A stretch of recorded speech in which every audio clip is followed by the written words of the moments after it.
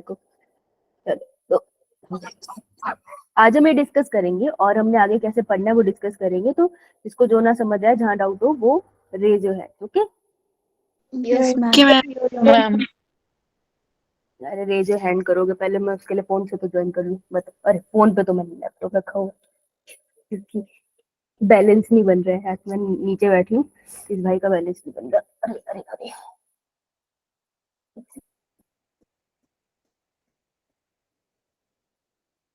चलो मैं तुमको एक इंटरेस्टिंग स्टोरी सुनाऊंगी। जाने से पहले मेरे को बता देना, मैंने कोई इंटरेस्टिंग स्टोरी सुनानी है। ठीक है, यो मैम। स्टोरी रिलेटेड है गौतम बुद्ध से। ये भी याद दिला देना क्योंकि मैं यही सोचती रहूंगी कि स्टोरी क्या सुनानी थी। मैम इतने दिनों में तुम्हारी याद भी आई? बहुत याद है मुझे तुम्हारी। सच्ची मैम की झूठ? क्या लगता है तुम्हें? मैम झूठ झूठ सच्ची। नहीं, मुझे नहीं, थोड़ी थोड़ी याद है। मैम 100 में से 25%। क्या में क्या चल रही है? 0.1%। नहीं नहीं नहीं, तुम्हारी कोई क्लास नहीं हुई ना यार। मेरे को कोई एंट्री नहीं दे रहा क्लास में। बताओ, ये देखो, मुझे एडमिट नहीं कर रहे। बताओ, मेरी तो क्लास है, देखो मैं खुद को एडमिट बना दूं। साक्षी ठाकुर करो।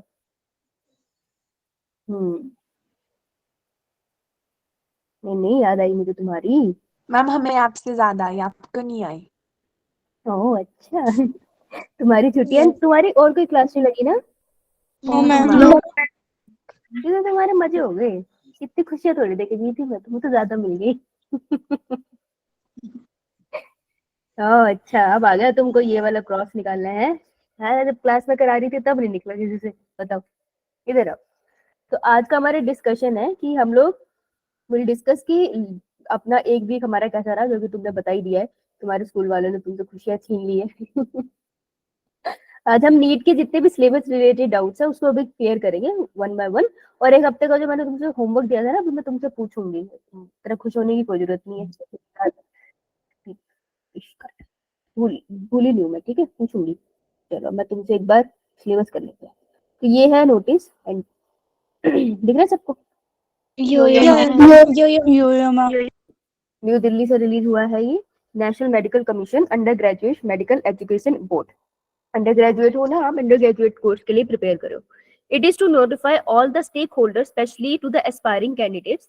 जो एस्पायरिंग कैंडिडेट्स है मतलब तुम हो, that the undergraduate medical education board, जो अंडर ग्रेजुएट कॉलेज एडमिशंस का बोर्ड है, and autonomous body under national medical commission ने फाइनलाइज करा है नीट यूजी 2024 का सिलेबस। तो सिलेबस फाइनलाइज कर दिया है, ऐसा इन्होंने कहा है। कब? 6/10/2023 को इन्होंने कह दिया है। तो मुझे नहीं लगता अब ये चेंज होगा क्योंकि 10 हो गई है ऑलरेडी। इतना टाइम बच्चों को चाहिए होता है प्रिपरेशन के लिए। So I believe this is right. मुझे नहीं लगता ये चेंज होगा अब। ठीक है, आगे चलते हैं। The same has been uploaded on NMC's website for the reference of public at large. ये सेम वेबसाइट में से, मैंने वेबसाइट से ही उठाया। वेबसाइट पे वैसे भी पड़ा हुआ सिलेबस। ठीक है, सो आप जो 2024 का पेपर है उसके बारे में डिस्कस करेंगे। The issue with the approval of competent authority. ठीक है, तो डायरेक्टर ने रिलीज कर दिया। सो इट इज, ये नहीं चेंज होता। ये फिजिक्स, देखो फिजिक्स केमिस्ट्री वो टीचर ज्यादा अच्छे से एक्सप्लेन करेंगे, है ना। मैं कुछ भूल जाऊं तो वो गलत हो जाएगा। तो वो तो फिजिक्स केमिस्ट्री के टीचर से कर लेना। मैं इसका पीडीएफ भेज दूंगी क्लास में। ठीक है, नहीं समझ में आएगा पूछ लेना सर से। पूछ लेना, पता होना चाहिए क्या प्रिपेयर कर रहे हो, हवा में नहीं करना है ना। बायोलॉजी, ठीक है जी। बायोलॉजी में ये कहा की बात कर रहे हैं, ध्यान से सुन लेना। डाइवर्सिटी लिविंग, एनसीईआरटी लेके बैठे 11th 12th। बेटा कोई बच्चा नहीं लेके आया, भाग के जाए और लपक के जाए और झपक के लेकर आए, क्योंकि वहीं पे हम लिख लेंगे कौन से वाले चैप्टर नहीं है, ताकि तुम उसको वहीं पे निपटा दो। फटाफट जाओ लेकर आओ। हम साथ में रखी है। ये स्मार्ट बच्ची है हमारी। एक सेकंड, भूलिया माता भूलिया। हाँ जी हाँ जी, ठीक है।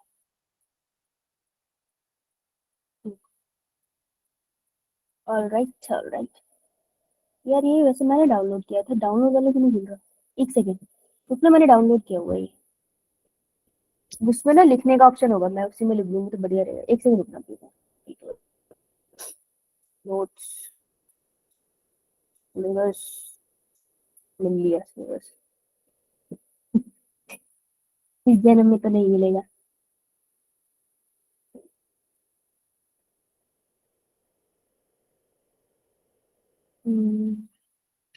नहीं मिल पाएगा, सॉरी। चलो ठीक है। देखो पेंसिल उठा लेना। Diversity in living world, what is living? Biodiversity, taxonomy, systematic, concept of biological hierarchy, binomial, nomenclature. ये पार्ट है आपका चैप्टर नंबर 1 है 11th का। ठीक है, 11th का chapter number 1 the living world आएगा। ठीक है, वही है ना लिविंग वर्ल्ड। यो मैम। कर देना मुझे नाम, मुझे इधर हो जाए। 5 किंगडम क्लासिफिकेशन, तो दे आर टॉकिंग अबाउट कौन सा चैप्टर है ये? बायोलॉजिकल नोमेनक्लेचर आएगा। देखो कुछ टॉपिक है जो बीच में डिडक्टेड है, वो मैं जब तुमको पढ़ाऊंगी तुमको तभी समझ आएगा। ठीक है, जब मैंने अभी पढ़ाया नहीं है तो मैं अभी समझाऊंगी तो पागल हो जाओगे, कोई लोड नहीं है। तो बायोलॉजिकल नोमेनक्लेचर तो आएगा, बायोलॉजिकल नोमेनक्लेचर उसको भी टिक करो। Salient feature and classification of plant into major, ये है प्लांट किंगडम, प्लांट किंगडम भी आएगा। And this is animal kingdom, animal kingdom भी आएगा। तो फर्स्ट यूनिट तो पूरी आ रही है 11th की, है ना? Yo ma'am. ठीक है जी, कोई डाउट नहीं हमको। नेक्स्ट पे आते हैं, structural organisation in plants and animals. I think यहाँ पर नहीं, इसमें नहीं, नेक्स्ट वाले में है फर्क। ठीक है, मोर्फोलॉजी, तो मोर्फो वाला चैप्टर आएगा आपका। ठीक है, मोर्फोलॉजी में आपकी कुछ फैमिलीज शायद कटती थी,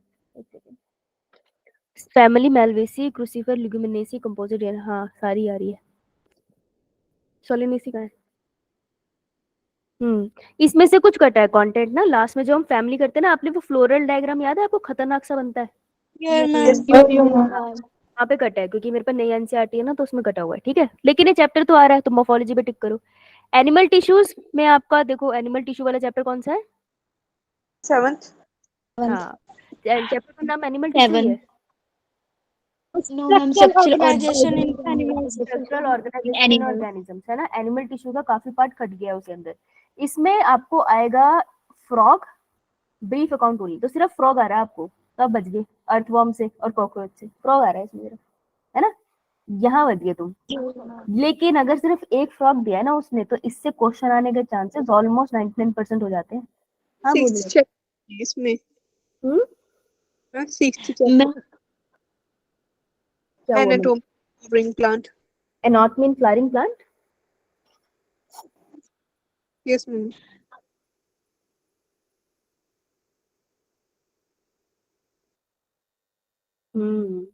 पूरा एनाटॉमी नहीं हो सकता, नहीं नहीं, ये रहा morphology and modification, tissues, anatomy and functions of different flowering plants,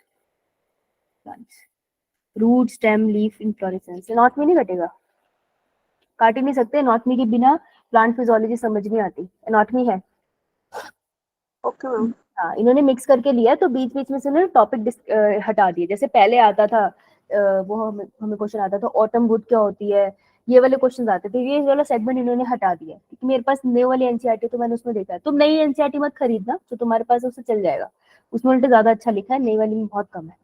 तो एनाटॉमी है, ठीक है। टिश्यू वाले में अपना फ्रॉग है, अर्थवर्म और कॉकरोच नहीं है, यानी कि फ्रॉग बहुत अच्छे से करना है क्योंकि इससे क्वेश्चन आने के चांसेस ज्यादा है। तुम लकी हो, क्यों? क्योंकि फ्रॉग ह्यूमन की बॉडी से बहुत मिलता है, तो तुमको इजी पड़ेगा फ्रॉग याद करना। तो ये तो अच्छी चीज हो गई, ये मजेदार हो गया, है ना, ये इजी हो गया और इससे क्वेश्चन पक्का आएगा क्योंकि एक ही ऑर्गेनिज्म। सेल थ्योरी, सेल ये है, cell the fundamental unit of life वाला, cell cycle, sorry, cell the structure and function वाला चैप्टर है ये, और cell cycle, cell cycle cell division भी होगा, वो तो आना ही है। ये रहा सेल साइकिल सेल डिवीजन, तो ये दोनों सेल के चैप्टर है। अब ये हमारा बायोमोलिक्यूल्स है। बायोमोलिक्यूल के चैप्टर में देखो, प्रोटीन है, कार्बोहाइड्रेट है, लिपिड है, न्यूक्लिक एसिड है, एंजाइम है, पूरा चैप्टर है। ठीक है, तो ये यूनिट तो पूरी आ रही है, सेल बायोमोलिक्यूल वाला। ठीक है, यो मैम। और अभी तक तो हमें सिर्फ कुछ पार्ट कटा हुआ दिखा, चैप्टर नहीं मिला कटा हुआ, राइट। फोटोसिंथेसिस, तो ट्रांसपोर्ट इन प्लांट वाला चैप्टर कट गया है, वो हटा दो। प्लांट फिजियोलॉजी का है ना, यस मैम। हट गया, गुड, ठीक है जी, वो हट गया। अब फोटोसिंथेसिस पूरा है, फोटोसिंथेसिस तो तुमने पढ़ा भी है? मैम मिनरल्स और न्यूट्रिएंट वाला चैप्टर अभी हम पहुंचे नहीं ना वो। रेस्पिरेशन मैम वो सेकंड इसी में है मैम वो। मिनरल न्यूट्रिशन इसके बाद नहीं आता रेस्पिरेशन के? नो मैम, नो मैम अब सेकंड हो गया है, ठीक है। मिनरल न्यूट्रिशन भी हट गया है, वो भी नहीं है। तो मिनरल न्यूट्रिशन वाला जो हाइड्रोपोनिक्स है वो वाला चैप्टर नहीं है, और एक ट्रांसपोर्ट इन प्लांट वाला चैप्टर नहीं है। बाकी फोटोसिंथेसिस, रेस्पिरेशन और प्लांट ग्रोथ वाला जिसमें हार्मोन पढ़ते हैं हम लोग, वो है। क्लियर? यो मैम। तो प्लांट फिजियोलॉजी के अपने पास 1 2 3 चैप्टर पढ़ेंगे, इसलिए प्लांट फिजियोलॉजी और ज्यादा इंपॉर्टेंट हो गई क्योंकि सिर्फ 3 चैप्टर बचे हैं, और ये तो पहले ही इंपॉर्टेंट थी। बोलो मनीषा। बस यही पूछना था कि अब हमें ये दोनों चैप्टर तो नहीं देखने ना। नहीं, लेकिन अब जो ये 3 चैप्टर है ये बहुत डिटेल में देखने हैं हमें। क्यों? क्योंकि प्लांट फिजियोलॉजी से पेपर पहले भी मैम? बहुत आता था। मैम रिपीट करना एक बार, कौन से चैप्टर बताए? मिनरल न्यूट्रिशन और ट्रांसपोर्ट इन प्लांट्स, वो कट गया है। Okay ma'am, thank you. तो इसको हम बहुत तसल्ली से बहुत डिटेल में करेंगे इन 3 चैप्टर्स को, right? Yo ma'am. Breathing and respiration, that is digestion वाला चैप्टर कट गया, काट दो भाई। यो मैम। यार वो तो अच्छा ये मैं- चैप्टर था, कर दिया ना। ये Yes, मैम ma'am. अच्छा। मजा आती थी उसे करने में, उसको तो ऐसा लगता था खाते पीते पढ़ रहे हैं हम। मैम और इजी भी कंसेप्ट मतलब। ब्रीदिंग एंड रेस्पिरेशन छोटा चैप्टर है यार, लेकिन ये मेरे को ना अच्छा नहीं लगता। यो मैम। पता नहीं कि पसंद नहीं है मुझे, है तो धोखा था, लेकिन अच्छा नहीं लगता, मन नहीं लगता इसे हाँ जी मन एब्जॉर्प्शन, है। Digestion and absorption. हाँ डाइजेशन है, एब्जॉर्प्शन वाला कट गया बेटा, कोई तो काम है ना फर्स्ट चैप्टर, वो कट गया। Okay ma'am. Breathing and respiration रह गया, बॉडी फ्लूइड हार्ट वाला चैप्टर रह गया, cardiac system, excretory product and elimination वाला चैप्टर है, लोकोमोशन एंड मूवमेंट का चैप्टर है। इसमें से क्वेश्चन मोस्टली मसल से आता है या फिर जॉइंट से आता है, दो टाइप के मोस्टली क्वेश्चन आते हैं। न्यूरल कंट्रोल एंड कोऑर्डिनेशन का चैप्टर है, एंड केमिकल कोऑर्डिनेशन का चैप्टर है। सो बेसिकली आपको एक ही चैप्टर काटना है डाइजेशन एंड एब्जॉर्प्शन का ह्यूमन से, ठीक है? Yo ma'am. ठीक है जी। और यहाँ पे बहुत चीजें इन्होंने लिखा हुआ है, that important disease and disorder mentioned above to be dealt in brief. तो डिजीजेस ब्रीफ में आनी चाहिए, तो डिजीजेस हमें अच्छे से करनी ही है ना, इसका तो कोई वो है ही नहीं है, इसको छोड़ के जाना है, ये तो हमने करके जाना है, राइट? यो मैम। तो अब क्या करेंगे, अभी जब हम करेंगे ना ह्यूमन हेल्थ एंड डिजीज को रिवाइज करेंगे, तो ह्यूमन हेल्थ एंड डिजीज के साथ में तुमको ह्यूमन डिजीजेस करा दूं? बताओ। यो मैम। यो मैम। कोशिश करते हैं एनसीईआरटी वाली डिजीजेस एटलीस्ट हम लोग कर ले, तो तुम्हारे लिए डबल रिवीजन हो जाएगा, है ना? तो मैं तुमको नाउ ये 12th में आओ, sexual reproduction in flowering plant है, यानी कि सबसे पहला वाला चैप्टर जो था रिप्रोडक्शन इन ऑर्गेनिज्म, वो कट गया है। लेकिन रिप्रोडक्शन इन ऑर्गेनिज्म के कॉन्सेप्ट्स तुमको कहीं ना कहीं आई जाएंगे, तो आने थे, ठीक है? तो वो बेशक चैप्टर काट दो, लेकिन उसके कॉन्सेप्ट कहीं ना कहीं आने हैं, तो उसकी प्रेजेंटेशन, उसके नोट्स तुम्हारे काम आएंगे। सेक्सुअल रिप्रोडक्शन फ्लावरिंग प्लांट्स में है, ह्यूमन रिप्रोडक्शन भी है, रिप्रोडक्टिव हेल्थ भी है। तो पहली यूनिट से फर्स्ट चैप्टर काट दो, बाकी सारे के सारे, ठीक है? यो। जेनेटिक्स की बात करें तो हेरिडिटी, ये मेंडल इनहेरिटेंस एंड वेरिएशन का चैप्टर आएगा, मेंडल वाला। मॉलिक्यूलर बेसिस ऑफ इनहेरिटेंस आएगा आपके पास, इवोल्यूशन आएगा आपके पास, ये तो ये पूरी यूनिट आ रही है ना? पूरी यूनिट जो लेंथीएस्ट यूनिट है, पूरी यूनिट है ही बहुत लंबी। ह्यूमन वेलफेयर की बात करें तो सीधा ह्यूमन हेल्थ एंड डिजीज है। इसमें से कौन सा चैप्टर नहीं है अपने पास? Strategies strategies of enhancement in food production है, उसे काट दो, मॉडलो का कॉन्सेप्ट भी चला गया बेचारे का। Health and human health and disease आएगा, इसके अलावा माइक्रोब्स इन ह्यूमन वेलफेयर आएगा, जिसमें सीवेज ट्रीटमेंट प्लांट किया है हमने, है ना? तो strategies of enhancement in food production हट गया, दैट मींस तुम बच गए वो छोटे छोटे चार्ट जो याद करने थे आपको, स्नोबॉल, पोखरा, याद है? Yo ma'am. बच गए। कौन सा बायोटेक में कौन दोनों, सा? कान खोल के सुन ले, strategies of enhancement in food production cut गया। Now biotechnology and its application, ये दोनों चैप्टर आएंगे बायोटेक के, ठीक है? ये यो मैम। लास्ट इकोलॉजी जो आप लोगों के स्कूल में चल रही है, सबसे पहला चैप्टर ऑर्गेनिज्म एंड पॉपुलेशन आएगा, इकोसिस्टम आएगा, बायोडायवर्सिटी एंड कंजर्वेशन जिसमें हेवॉक पढ़ते थे हम लोग, याद है? राइट, तो वो आएगा। इसमें जो नहीं आएगा वो इन्वायरमेंटल इश्यूज है, तो इन्वायरमेंटल इश्यूज नहीं आएगा, लेकिन वो यार तुमसे ओजोन कहीं ना घूम फिर के पूछ ही लेगा, तो उसके नोट्स अच्छे से रखना, ठीक है? नोट्स मत डिस्कार्ड कर देना, ये बेशक चैप्टर एनसीईआरटी से हटे, जो नोट्स पढ़े उसको अपने पास ही रख लेना। बोलो पूजा, बोलो पूजा। मैम जो सिलेबस है सही आएगा, नीट में भी है ना। ये नीट के लिए दिया उन्होंने, और उन्होंने किस लिए दिया था? ये नीट के लिए है। Yes ma'am. बोर्ड वाला जो भी यही है। जो बोर्ड वाला है वो अपने स्कूल से एक बार कंफर्म कर लेना, क्योंकि ये जो है वो नीट के लिए है, या स्पेशली लिखा है नीट के लिए है। बोर्ड में पूरा आएगा मैम, मैम बोर्ड हमारे। पूरा आएगा। अपने स्कूल, ये आप अपने स्कूल के टीचर से कंफर्म करो, ये मैं नहीं बता सकती। मैम बोर्ड की साइट पे पड़ गया सिलेबस बोर्ड का भी। पढ़ गया? Yes. पढ़ गया बस उसका भी पूरा है उसमें? यस मैम पूरा है, फिजिक्स का तो पूरा है। फिर भी एक बार अपने टीचर से कंफर्म कर लेना, वो ज्यादा बेहतर बता पाएंगे। नीट का बता सकती हूँ कि नीट में ही आएगा, ठीक है जी। मैम। सो आई होप सबका ये कंफ्यूजन तो अब आई थिंक क्लियर हो गया होगा। मैम बोलो बोलो। Ma'am human reproduction in organism कटा है ना, और सब तो चैप्टर है ना। रिप्रोडक्शन इन ऑर्गेनिज्म, ह्यूमन नहीं, पहला चैप्टर है रिप्रोडक्शन इन ऑर्गेनिज्म कटा है। इसके अलावा strategies of enhancement in food production भी कटा है, और इसके अलावा इन्वायरमेंटल इश्यूज भी कटे हैं। तो आपके 3 चैप्टर कटे हैं ना। Yes ma'am. Reproduction in organism आपको द लिविंग वर्ल्ड वाले चैप्टर में आपको इसका पार्ट आ जाएगा, ये आपका कहीं ना कहीं कवर हो जाएगा। Strategies of enhancement in food production का है कि आप चलो बच गए इसमें, ठीक है। इन्वायरमेंटल इश्यूज भी कहीं ना कहीं आ जाएगा, तो बहुत ज्यादा फर्क 12th में पड़ेगा नहीं, 11th में जरूर पड़ता है। एक पूरा अर्थ फॉर्म वगैरह हटाने से काफी रिलैक्स तो हो जाता है।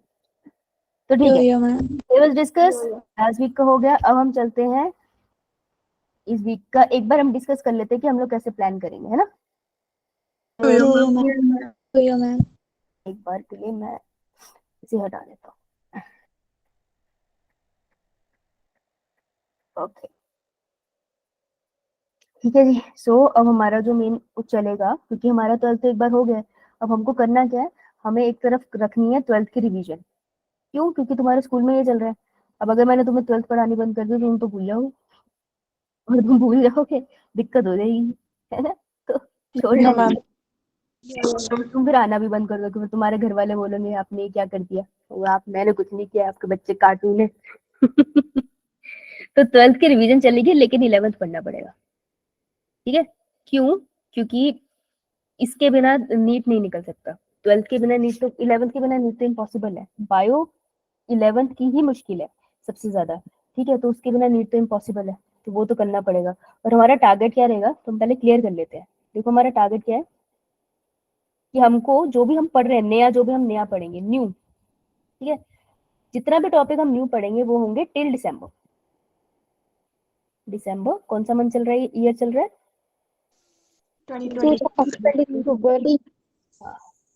न्यू टॉपिक्स, ठीक है, सिर्फ यहाँ तक पढ़ेंगे। जैसे ही हमारा जनवरी स्टार्ट होगा, हम लोग कुछ भी नया नहीं पढ़ेंगे, हम सिर्फ रिवाइज करेंगे 11th भी 12th भी, क्योंकि एंट्रेंस सिर्फ रिवीजन से निकलेंगे, है ना। पढ़ने से नहीं निकलेंगे, पढ़ते तो सभी है फिर भूल जाते हैं ना। तो वो पढ़ा हुआ दिमाग में तभी बैठेगा जब आप उसको बहुत बार रिवाइज करोगे, राइट। तो हमारा टारगेट यही रहेगा कि हम लोग कब तक पढ़ेंगे, सिर्फ दिसंबर तक। उसके बाद हम सिर्फ revise revise revise revise revise करेंगे, क्वेश्चन की फॉर्म में, एनसीईआरटी की डायग्राम्स की फॉर्म में, एनसीईआरटी की लाइंस की रीडिंग की फॉर्म में, लेकिन रिवीजन करेंगे, ठीक है। इतना क्लियर है सबको? ठीक है। अब वैसे तो मैंने तुम्हारा सिलेबस बना रखा है, लेकिन वो बहुत ज्यादा मुझे एडिट करना पड़ेगा, क्योंकि ये मैंने जब बनाया था 11th का टाइम टेबल, मैंने जाने से पहले बनाया था, और जब तक मैं गई हूँ उतने देर में सारा सिलेबस ही चेंज हो गया है। तो एक बार उसे अपडेट करना पड़ेगा, फिर मैं तुम्हारे साथ शेयर कर पाऊंगी। तो जो मेरे को लगता है हमें करना चाहिए वो ये कि तुम बताओ अगर तुमको सूट करता है Monday, Tuesday, Wednesday, Thursday and Friday. Saturday क्यों नहीं? क्योंकि सैटरडे हमारा ऑलरेडी फिक्स है कि हम लोग संडे टेस्ट पेपर डिस्कशन करते हैं, है ना। तो उसमें तो हम राइट, उसको नहीं हमने छेड़ना, उसको हम ऐसे का वैसे ही रखते हैं। वो इम्पोर्टेंट है, क्वेश्चन पेपर डिस्कस करना इम्पोर्टेंट है। तो जो मैं सजेस्ट करती, मैं ये बोलूंगी कि हम मंडे, ट्यूसडे, वेडनेसडे हम लोग करें 11th, थर्सडे, फ्राइडे हम लोग करें 12th, एंड जो टेस्ट पेपर डिस्कस हो रहा है वो भी तो 12th का ही डिस्कस हो रहा है ना, तो सैटरडे भी 12th का ही हो जाएगा। तो जैसे आप बोल रहे हो, फॉर एग्जाम्पल आप बोल रहे हो ह्यूमन हेल्थ एंड डिजीज है, तो हम लोग इस थर्सडे को स्टार्ट करेंगे ह्यूमन हेल्थ एंड डिजीज।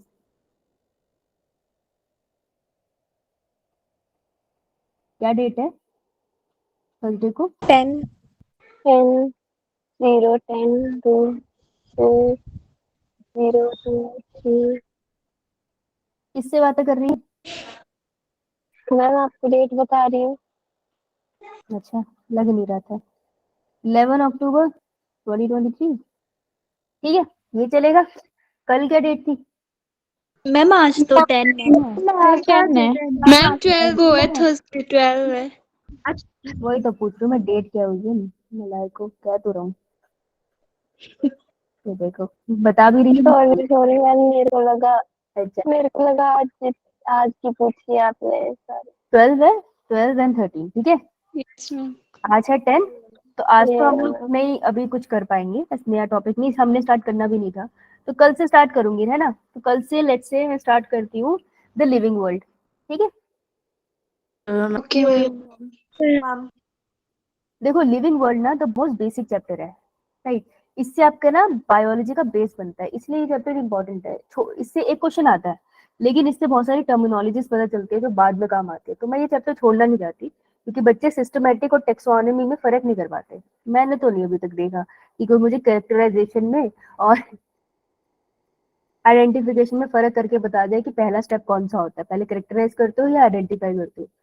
कोई कॉन्फिडेंटली बता नहीं पाता, जहां तक मेरा एक्सपीरियंस है।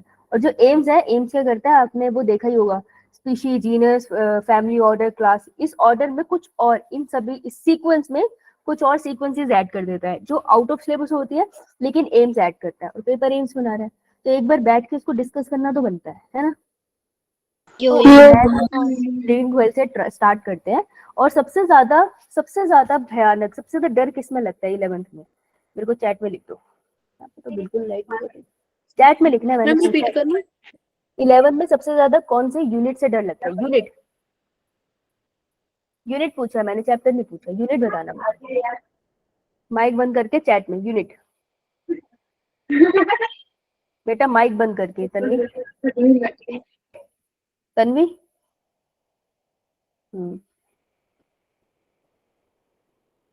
आगे लिख दे विशाल, कौन सी यूनिट? यूनिट का कुछ नाम तो होगा ना, जैसे उसने लिखा है बायोलॉजी की, प्लांट फिजियोलॉजी।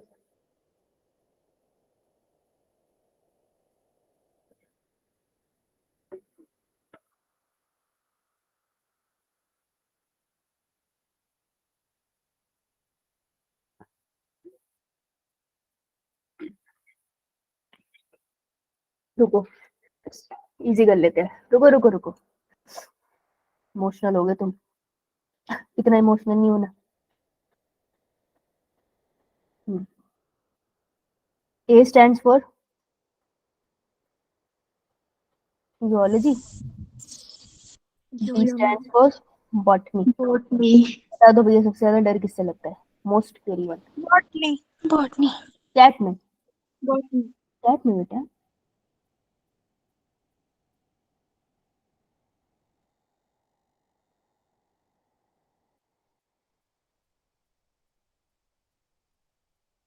इनसे डर नहीं लगता, बल्कि इनके कॉन्सेप्ट ज्यादा देर तक याद नहीं रहते। ओके, डर इन द सेंस कि अकेले पढ़ूंगी तो कुछ खास फायदा नहीं होगा, फिर भूल जाऊंगी, तो वो एक तरह का डर ही है ना, इसलिए बंदा पढ़ता नहीं है। मैम हाँ, मेरा कहने का ये मतलब था। पढ़ तो तुम लोग, ऐसी बात तो है नहीं, इतना तो यूट्यूब पे भी रिसोर्सेज अवेलेबल है कि घर बैठोगे तो पढ़ ही लोगे। बस ये कि खुद पढ़ने का अकेले बैठ के मन नहीं करता, क्योंकि पता है भूल जाएंगे। और जब पता होता है किसी चीज में एफर्ट लगाओ फिर भी भूल जाएंगे, उसको पढ़ना बड़ा मुश्किल होता है ना? ऐसा यो लगता है यो। ना, ऐसा लगता है वेस्टेज ऑफ लाइफ है कि क्यों करूं मैं ये। सही बात है यार, किसी के साथ भी हो, मुझे भी यही लगता है। कोई बड़ी बात नहीं है, सही बोल रहे हो। ठीक है जी, तो आपको बॉटनी से ज्यादा डर लगता है, तो बॉटनी पढ़े पहले। मैम यो मैम। इसको इसको इजी करने की कोशिश करते हैं, क्योंकि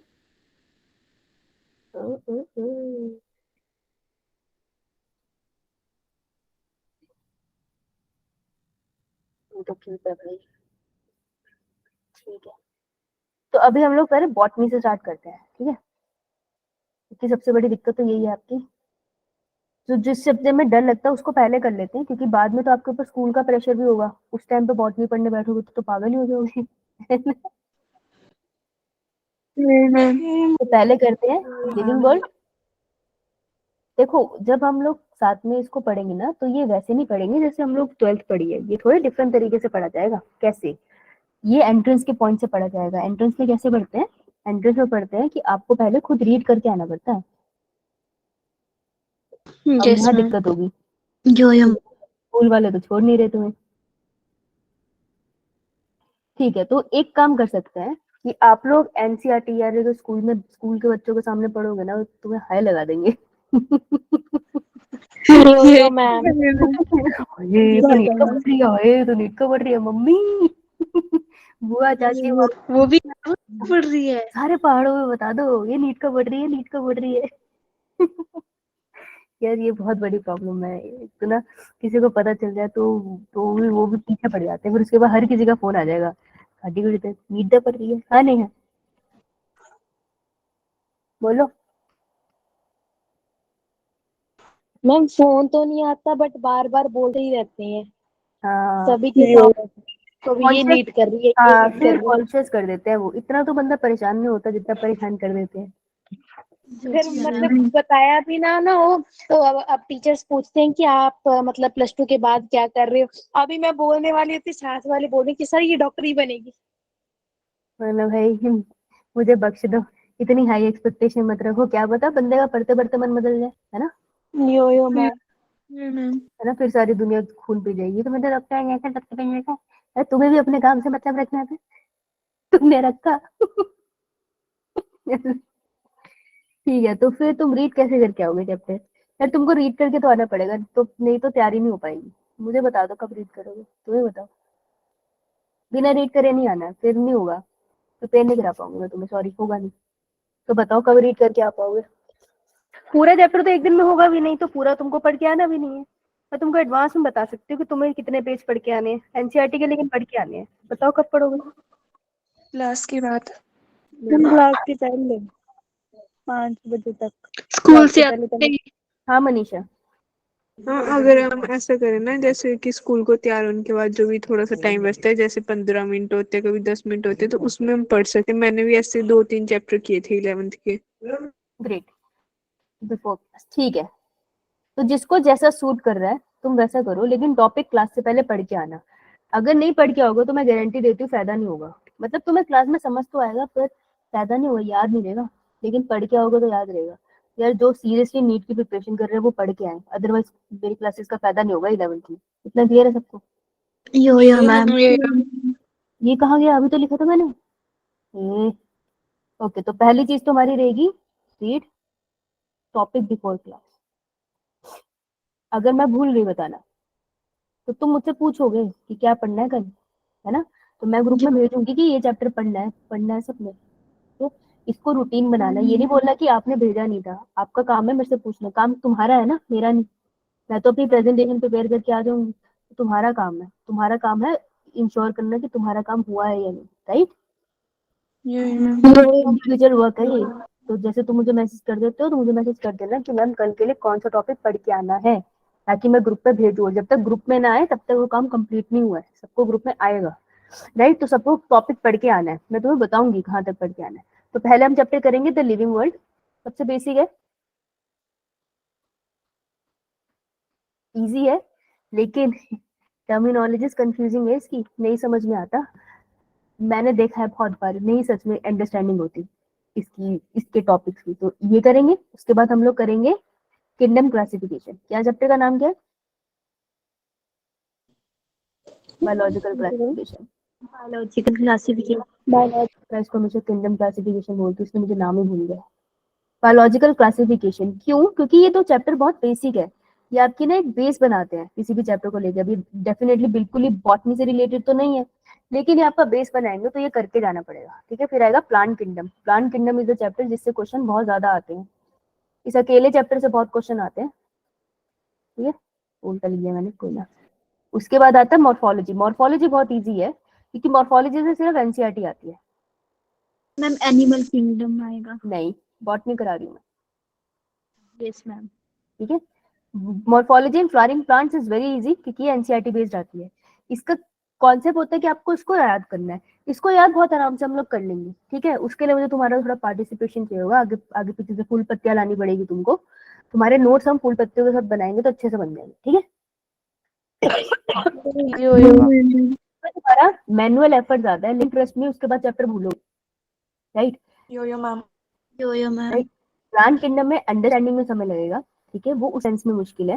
बायोलॉजिकल क्लासिफिकेशन अंडरस्टैंडिंग में टाइम लगेगा, वो वैसे मुश्किल है। मोर्फोलॉजी में अंडरस्टैंडिंग में टाइम नहीं लगेगा, याद करने में टाइम लगेगा, तो हम कोशिश करेंगे इजीएस्ट वे से याद करने की, राइट। नेक्स्ट इज हमारे पास आएगा एनाटॉमी।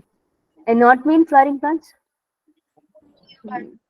इसको करने में दिक्कत होगी, क्यों? क्योंकि इसे छोड़ा हुआ बहुत टाइम हो गया, ठीक है, और इसको हम लोग इकट्ठे भी नहीं करके ला सकते ना, मैं पेड़ से जाइलम फ्लोएम तो उठा के ला नहीं सकती क्लास में, तो इसको समझने में थोड़ी तो दिक्कत आने वाली है, राइट। लेकिन ये है कि एनाटॉमी करने के बाद हमारा human physiology sorry plant physiology थोड़ा इजी हो जाता है। ये चैप्टर्स हमने पहले निपटाने हैं, उसके बाद हम लोग सीधा जंप करेंगे। मैं सेल नहीं इसमें इंक्लूड कर रही, क्योंकि cell is a very basic chapters, आपने एक तो थोड़ा बहुत पढ़ा भी हुआ है, और सेल हम कभी भी बैठ के अच्छे से आराम से पढ़ सकते हैं, है ना। तो मैं इसमें सेल नहीं डाल रही, राइट, क्योंकि अगर मैंने सेल डाला तो सेल बहुत सारा टाइम खा जाएगा, तो अभी मैं सेल नहीं डाल रही। सेल में डालूंगी जब तुम थक जाओगे चीजों से तब, और सेल बहुत बार रिवाइज होगा। अब इसके बाद हम लोग करेंगे अपना plant physiology, that is photosynthesis. तुम लोगों ने एक बार पढ़ी है साथ में, यो मैम। अब जो लोगों ने पढ़ी है उनको देखना बहुत फायदा होगा फोटोसिंथेसिस, लेकिन अब हम डिटेल में पढ़ाएंगे। मैंने तुम्हें डिटेल में नहीं पढ़ाई है, लेकिन अब डिटेल में मतलब मैं कराऊंगी तो रिवाइज ही तुमको 3 दिन में मैं बिठा के नहीं पढ़ा सकती, तो तुम एनसीईआरटी पढ़ के आओगे, मैं उसकी डिटेल में तुमको लेके जाऊंगी, पढ़े बिना मत आना। फिर आएगा रेस्पिरेशन। रेस्पिरेशन हम कर नहीं पाए थे, हमारा फ्लो टूट गया था। और लास्ट में आया था हमारे प्लांट ग्रोथ एंड डेवलपमेंट, ये तो इजी हो जाता है, हॉर्मोन्स ही है इसमें, इतने कुछ खास है भी नहीं है, तुमको बस एक बार मैंने समझाना है, समझ जाओगे तुम, इजी है, छोटू सा, ठीक है। भूमि क्या, कौन पत्थर तोड़ रही है, क्लास के बाद तोड़ियो, चल लगी थोड़ थोड़ थोड़,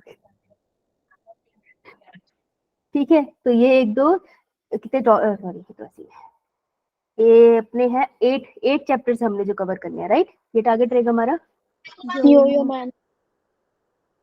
और 8 चैप्टर कवर करने के लिए कितना टाइम है हमारे पास? 1 घंटा। 1 घंटा everyday, Monday Tuesday Wednesday, Monday Tuesday Wednesday, हफ्ते में 3 दिन है हमारे पास। 3 घंटे, 3 हाँ, घंटे। 3 hours, right. That means gonna be difficult, right. लेकिन अगर हम लोग इसको कवर कर लेते हैं बिफोर नवंबर, अभी क्या चल रहा है, सितंबर, अक्टूबर। अक्टूबर 10 हो गया, नवंबर, कोशिश करेंगे इसको कि हम नवंबर तक कवर करें। वैसे मुश्किल है, अगर आप पढ़ के आओगे तो फिर कवर हो सकता है ना। Yo ma'am. ये सिर्फ ये तुम पे डिपेंड करता है, अगर तुम पढ़ के आओगे तो मैं तुम्हारा ये करा दूंगी सारा, नहीं पढ़ के आओगे तो फिर नहीं हो पाएगा। तो अगर तुम साथ साथ रोज पढ़ के आ जाओगे तो फिर तो कोई रोक नहीं सकता ना तुमको, फिर तो हो ही जाएगा। लेकिन पढ़ के रोज आना पड़ेगा, ऐसे नहीं होगा कि आज छोड़ देती हूँ कल पढ़ लूंगी, फिर नहीं बात बन पाएगी। ये हाईलाइट कब करेगा, अच्छा क्या करता है, क्लियर है सबको? यो मैम। कोई बच्चा बेटा जिसको डाउट नहीं? ओके, सो होमवर्क में कौन सा चैप्टर दिया था? मैम प्रिंसिपल एंड इनहेरिटेंस और एवोल्यूशन और पूरी unit basis of inheritance. Molecular basis of inheritance, principle of inheritance and variation और evolution। हाँ, 3 चैप्टर हम लोगों को दिए थे, 3 दुनिया के सबसे लंबे चैप्टर थे, पढ़े हैं? देखो अगर पढ़े है ना, जिसने ये हफ्ते में पढ़ ली है उसको फायदा हो जाएगा, उसको बाकी क्लास से एड हो जाएगा, ठीक है। ये छोटी छोटी चीजों का बहुत फायदा रहता है। तो अब देखो, मान लेते हैं आप में से किसी ने भी प्रिपरेशन नहीं करी अभी तक, लेट्स से आप लोगों ने ढंग से नहीं पढ़ा क्लास में, है ना, थोड़ा पढ़ा, कभी रिवाइज करा, कभी नहीं किया, आधा टाइम होमवर्क किया या नहीं किया, उन सबसे फर्क नहीं पड़ता। अब हम लोग क्या कर रहे हैं, हम लोग फ्रेश स्टार्ट कर रहे हैं। क्या कर रहे हैं हम लोग? फ्रेश। हाँ, ठीक है। तो उस चीज को भूल जाओ, वो तो हो गया ना, अब उसको तो ठीक नहीं कर सकते, लेकिन अब हमारे पास कितना टाइम बचा है? वी हैव अक्टूबर, अभी भी 20 डेज, अक्टूबर में बहुत होते हैं 20 डेज, करने वाले कुछ भी कर लेते हैं। नवंबर, दिसंबर, जनवरी, फरवरी, मार्च में लेंगे हम, क्योंकि स्कूल एग्जाम्स है, थोड़ी पढ़ोगे नीट का, ऑब्वियस है, एंड अप्रैल, कितने मंथ बचे? 1 2 3 4 5 6 है ना? Yo ma'am. हर स्टूडेंट का अलग है, हर कैटेगरी के साथ अलग type of number of seats associated है, राइट? अब जनरल कैटेगरी में बहुत ज्यादा सीट्स है मेडिकल की। आप किसी और कैटेगरी से एससी से बिलोंग करते हो तो नंबर ऑफ सीट्स कम है लेकिन कट ऑफ रेट कम जाती है, राइट? तो हर किसी का टारगेट अलग है। तो अगर आप 6 मंथ ढंग से प्रिपेयर करोगे so there is a possibility कि नीट हो जाए। इस 6 मंथ्स में आप लोग 12th को 2 टाइम्स रिवाइज करोगे। क्या चलेगा? हमारा जो टारगेट रहेगा 6 मंथ्स का तो कैसा रहेगा कि हमारी जो 12th है, अगर मैं ओवरऑल ले लूंगी तो क्रैश कोर्स भी चलेगा ना, तो हमारी जो 12th है, 12th आराम से एक बार तो मेरे साथ ही हो गई, एक बार क्रैश कोर्स में होगी, तो 3 टाइम्स हो जाएगी, 3 टाइम रिवाइज हो जाएगी 12th। और 11th हमारी 2 टाइम्स रिवाइज हो जाएगी आराम से। ये रिवाइज बोल रही हूँ मैं, फर्स्ट टाइम पढ़ने का नहीं कह रही। तो अगर इतनी बार रिवाइज कर लोगे सिर्फ बायो बायो बायो कितने मार्क्स की आती है? 360 360। रिपोर्ट लिख रही हूँ, बताओ 360 मार्क्स की आती है? मैम 350। 50 की तो नहीं आती बेटा, 360 360 मार्क्स की बायो आती है। बच्चे बायो में फुल मार्क्स भी लाते हैं, ऐसी बात नहीं है, हर सब्जेक्ट में फुल मार्क्स भी लाते हैं बच्चे। पर चलो वो है कि आपने बहुत सही से जज कर लिया कौन सा क्वेश्चन आपको आता है या नहीं। ऐसे नहीं होता, सब आता होता है, बस उनको पता होता है कौन सा क्वेश्चन करना है और कौन सा छोड़ के आना है, राइट? तो उसके फुल मार्क्स भी आते हैं। तो अगर तुम 3 या तुम 300 भी ले आते हो तो तुम क्वालिफाई तो कर ही गए।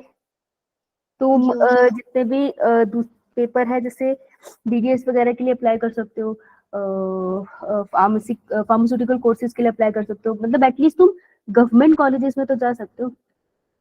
तो एक सुख तो हो गया कि अच्छे कॉलेज में एडमिशन मिल जाएगी, है ना?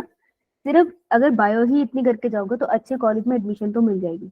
अब इसका एम है एमबीबीएस करना या फिर और किसी कॉलेज से आगे मेडिकल स्टडी करना, तो फिर उनको इसमें फिजिक्स और केमिस्ट्री का भी तड़का लगाना पड़ेगा, है ना? Yo ma'am. तुम सोचो पूरा साल आगे 6 महीने फिजिक्स केमिस्ट्री पढ़ोगे, उससे पहले तुम्हारे पास सबसे अच्छा पॉइंट पता है क्या? तुम्हारा मार्च में बोर्ड है, तो तुम चाहो ना चाहो तुम्हारा 12th तो रिवाइज होगा ना।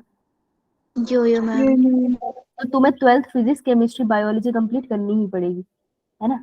तो ये तुम्हारे पास सबसे अच्छा एज है। ये स्कूल वालों का एज होता है जो ड्रॉपर्स को नहीं होता, वो भूल जाते हैं, लेकिन स्कूल वाले भूल नहीं पाते क्योंकि उन्होंने अभी अभी करा होता है, राइट? तो ये चीज तुमको फायदा देगी कि चाहे तुम जितना मर्जी कर लो फिर भी तुमको फिजिक्स एंड केमिस्ट्री इतनी तो आती होगी ना। तो सोचो इतनी तो आती होगी कि तुम हर सब्जेक्ट में ज्यादा नहीं तो कम से कम 100 मार्क्स तो खींच ही लोगे।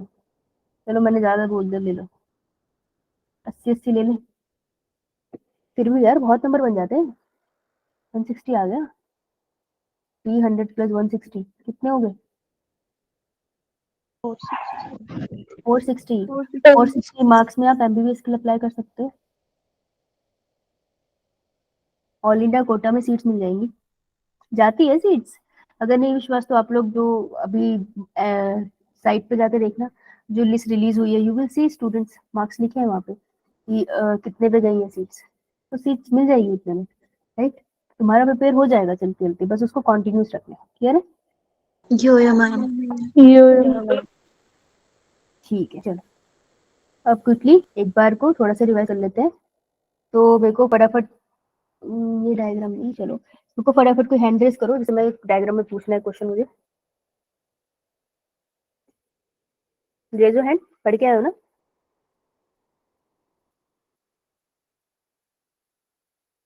नहीं पढ़ के आए? देखो क्वेश्चन तो पी बाई क्यू मैंने तुम्हारे साथ लगाया, मैं वो क्यों पूछूंगी तुमको, तो डायग्राम बेस पूछूंगी। हाँ भाई नेहा, बेटा ये एक चेन है, ये भी एक चेन है राइबोन्यूक्लियोटाइड्स की। तो मुझे बता, डीऑक्सी राइबोन्यूक्लियोटाइड की, तो मुझे बता इन दोनों चेन के बीच में ये जो नाइट्रोजनस बेसिस है इनके बीच में कौन सा बॉन्ड होता है? मैम फॉस्फोडाइएस्टर बॉन्ड है।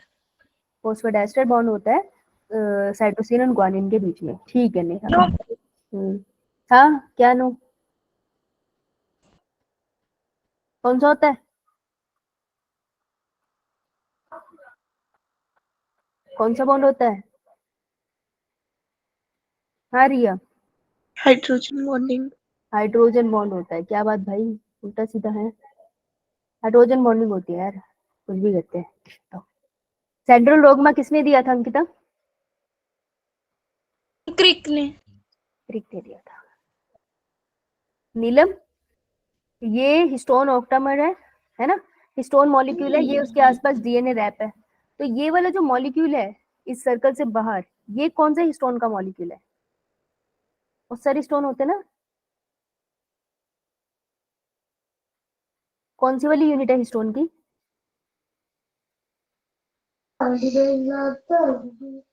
प्रीति, कौन सी वाली यूनिट है हिस्टोन की? Ma'am H1। H1, यस, क्योंकि ये बाहर की तरफ होती है। इसी को हम क्या बुलाते हैं? इसके आसपास जो डीएनए होगा उस डीएनए को हम क्या बोलेंगे? मैम नेगेटिव चार्ज्ड होता है ये डीएनए। बेटा, H1 के आसपास जो डीएनए होता है उसको लिंकर डीएनए कहते हैं। नेगेटिव चार्ज तो होता ही है डीएनए, नो डाउट। और इस पूरे सर्कुलर मॉलिक्यूल ऑफ हिस्टोन के जिसके आसपास डीएनए कॉइल है, इस मॉलिक्यूल को अपन क्या बुलाते हैं? Histone nucleosome. कमर। ऑक्टामर। ऑक्टामर। हाँ, इस सर्कल की बात कर रही हूँ मैं, ठीक है, ओके। हाँ जी, रीड करो इसको जरा फटाफट, केयरफुली रीड करो, फिर क्वेश्चन पूछूंगी, हाथ नीचे कर लो अभी।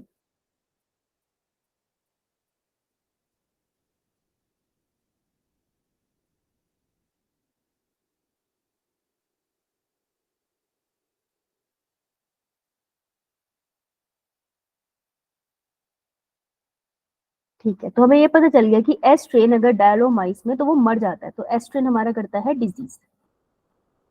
एंड जो आर स्ट्रेन है वो माइस में डालो तो वो नहीं मरता, राइट, वो जी जाता है। तो ये है non virulent, right. So now question is, Pooja, A में क्या लिखूं? Ma'am nice. बहुत मार खाएगी, अ, मरेगा माइस या माइस। बचेगा? बच्चे का मैम। लाइफ, सही बोल रही है। Yo ma'am.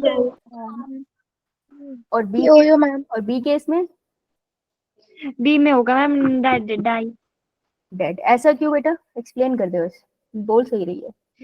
पहले में जो हमने उसमें लगाया था उसमें इंजेक्शन, उससे वो मतलब बच गया था, उसमें वो एस स्ट्रेन और बचा अकेला क्यों था? लगाया था। और बचा क्यों था? मैम उसमें एस्ट्रेन लगाया तो था डिजीज करता है ना, तो फिर बचा क्यों? बचा क्यों? मैम, क्योंकि उसे मैम हीट किया था मैम पहले फिर। हाँ, तो हीट करने से कौन मर गया? स्ट्रेन मर गया, उसका उसमें हाँ, सेल मर गया, ठीक है। सेकंड वाले केस में क्यों मर गया भैया चूहा? इसमें भी तो हीट किल डाला है क्योंकि तूने। और उसमें भी हमने वो आर स्ट्रेन भी कर दिया था, डाल दिया था। तो आर स्ट्रेन तो बीमारी करता नहीं है, नो डिजीज। अ, क्योंकि मैम वो हीटेड एस स्ट्रेन के साथ मिलकर उसने डिजीज कर दी फिर। एस्ट्रेन जो मर गया ना, ये जो सेल है, ये जब सेल मरा ना, ठीक है, ये मर गया, इसका जो जेनेटिक मटेरियल है वो बाहर निकल आता है। तो ये जेनेटिक मटेरियल अकेला बीमारी नहीं कर सकता था, इसलिए ऊपर वाले केस में उसने कुछ नहीं किया। नीचे वाले केस में एक जिंदा सेल था ना, तो ये जेनेटिक मटेरियल इस जिंदा सेल में चला गया और इस आर स्ट्रेन वाले सेल को उसने चेंज कर दिया एस स्ट्रेन में, इसलिए, ठीक है। ठीक है, सही बोल रहे हैं, गुड। हाँ भाई, ये Hershey Chase experiment, Aarushi, Hershey Chase experiment ने क्या प्रूव किया था? मैम की जो ट्रांसफर होता है वो डीएनए ट्रांसफर होता है। Genetic material is DNA, very good. बेटा, क्या यूज किया था इन्होंने? रेडियो एक्टिव कौन सी दो चीजें यूज की थी? मैम सल्फर और फास्फोरस। और कौन से आइसोटॉप थे वो? सल्फर था मैम 34 और फास्फोरस था 32। सल्फर था 34, फास्फोरस था 32, राइट। एक सेकेंड 35 लिखा है बुक में। एक सेकेंड यार, एक मिनट। अब मैं इसको कीप करूं या डिस्कार्ड करूं? डिस्कार्ड करूंगी तो पीछे वाले बच्चे करेंगे, ठीक है, मेरे को उनके साथ भी कैसे लिखना ही है।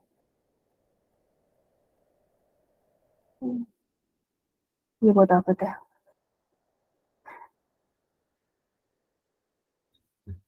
ये ना मेरा ट्रांसफर ही नहीं हो रहा था उस फाइल में, इस वजह से मुझे यहाँ पढ़ाना पड़ा। पसंद नहीं है मुझे ये वाली एप्लीकेशन। सब बाकी टीचर इसी में पढ़ाते हैं ना। पावर पॉइंट को समझ नहीं आता। मेरे केस में दिक्कत क्या है पावर पॉइंट को चलने में? देखो, अब तो बहुत बढ़िया तरीके से चल रहा है। ऐसे भी नहीं चलता यार। हाँ सॉरी, मैंने आंसर नहीं सुना तेरा, सॉरी बेटा। कौन बता रहा था मुझे? मैम मैं अरे वो बकरी, नाम क्या तेरा? आरुषि।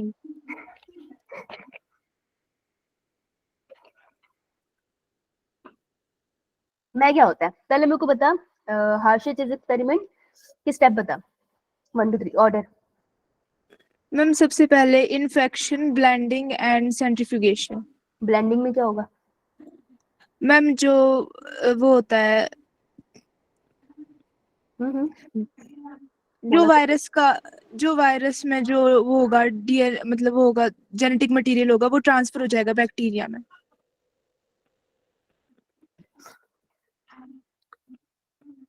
जब एक बैक्टीरिया कोई भी जेनेटिक मटेरियल लेता है, फॉर एग्जांपल प्लाज्मिड ले रहा है, वैसे उस प्रोसेस को हम क्या बुलाते हैं? बायोटेक में पढ़ा था तुमने। रिपीट करना। एक बैक्टीरिया प्लाज्मिड को ले रहा है मीडियम से, उस प्रोसेस को हम क्या बुलाते हैं? एनसीईआरटी की पिक्चर है बायोटेक। Bacteriophage. नहीं, bacteriophage is virus infecting a bacteria is bacteriophage. गलत, बहुत गलत आंसर था ये। एक बैक्टीरिया जेनेटिक मटेरियल बाहर से ले रहा है, तो हम इस प्रोसेस को क्या बुलाते हैं? टी से नाम है। Transformation. Transformation, yes transformation, right. ठीक है, तो हाँ ब्लेंडिंग ये है, लेकिन अगर स्पेसिफिकली वैसे वो पूछते तो transformation would be the better answer इस प्रोसेस के लिए, राइट। ठीक है,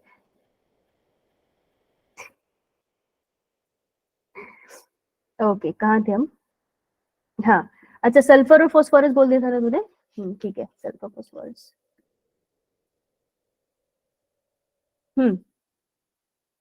कितने मिनट है? पूजा, नहीं सॉरी, नीलम, बेटे इसमें से Yes, कॉन्टिन्यूस ट्रेंड कौन सा होगा? ma'am. Continuous 10. कौन सा? Ma'am, B side वाला. वो कॉन्टिन्यूस ट्रेंड है बी साइड वाला, और डिसकॉन्टिन्यूस ए स्ट्रैंड वाला। Ma'am, A वाला. ओके, तो मुझे पोलैरिटी बता सकती है यहाँ पर पोलैरिटी क्या होगी 1 और 2 की? Ma'am, 5 and 2. कहाँ से कहाँ 3 तक? and. कितना Ma'am, नंबर? ये 1 और मैम 1 की जगह 5 और 2 की जगह 3. ठीक है, उसको देखते, मतलब पता है ना तुमको कैसे लेबल करते हैं इसको? यो मैम. ट्रांसक्रिप्शन यूनिट है ये। ट्रांसक्रिप्शन यूनिट में देखिए, इसको लेबल करने के लिए नीचे आ चुका है भाई, तो मेरे को फटाफट से बता दो। विशाल, बाकी बच्चे हाथ क्यों नहीं खड़ा कर रहे? विशाल, अगर ये टेम्पलेट स्ट्रैंड है तो दूसरे स्ट्रैंड का नाम क्या है? मैम नॉन टेम्पलेट या फिर कोडिंग। नॉन टेम्पलेट या फिर कोडिंग, वेरी गुड। अगर ये प्रमोटर रीजन है तो ये बीच वाला रीजन कौन सा है? ए। और ये बी वाला रीजन कौन सा है? मैम प्रमोटर के बाद स्ट्रक्चर जीन आता है। और डी? टर्मिनेटर। टर्मिनेटर। बिल्कुल सही, करेक्ट। चलो अभी लैक ऑपरॉन की बात कर लेते हैं। नीता, आता है लैक ऑपरॉन? बेटा मुझे ये बता दे, जो स्ट्रक्चरल जीन है इसमें क्या लिखना है मुझे? अगर बीच में वाई वाला जीन है तो उसके आसपास कौन सा था? मेरे को निमोनिक याद दिला दो, कैसे याद किया था हमने, कोई भी बच्चा। Post office. Indian post office Jaya, है ना? Yo ma'am. कैसे किया था? देखो अभी तक चल रही है। Yo ma'am. शाबाश। तो मुझे फटाफट से भी बता दो Anju, I stand for, here I stand for inducer. Inducer. Bhumi सही बोल रही है बेटा, ये बेटा इंड्यूसर तो बाहर से नहीं आ रहा, लैक्टोस। ये कॉमन मिस्टेक है ना एनसीईआरटी की लाइन में, एक्चुअल में एनसीईआरटी की लाइन में ये बात लिखी हुई है, this is not inducer, inducer come from outside, that is lactose. Then what is this I? इस प्रोसेस को रोकता है तो इसे हम क्या बुलाएंगे? I for inhibitor. यस, शाबाश। तो मुझे फटाफट से बता दे फिर नीलम, Z किसके लिए कोड करता है? ट्रांसलेशन से क्या बनेगा? मैम चल प्रीति बताएगी। मैम जेड करता है बीटा गिलेक्टोसाइड। साइड नहीं, साइडेज। It's an enzyme. ये एंजाइम कोड कर रहा है ना, तो एएससी भी तो लगाएगी, यो मैम। एएससी लगाएगी। ओके, वाई क्या कोड करता है? प्राइमेस। परमीएस, परमिशन देना, अंदर आना, लैक्टोज को सेल के अंदर लाने के लिए। और ए वाले के बारे में ज्यादा नहीं जानते, पर वो क्या करता है? Trans acetylase. इस प्रोसेस में बस वो हेल्प करता है, इसकी ज्यादा नॉलेज अपने पास है नहीं। ठीक है, गुड गुड, थोड़ा कुछ पढ़ के तो आए हो तुम, नो डाउट। गुड, ठीक है, कल हम लोग फिर स्टार्ट करेंगे द लिविंग वर्ल्ड से। ओके, किसी को कोई डाउट? Okay ma'am.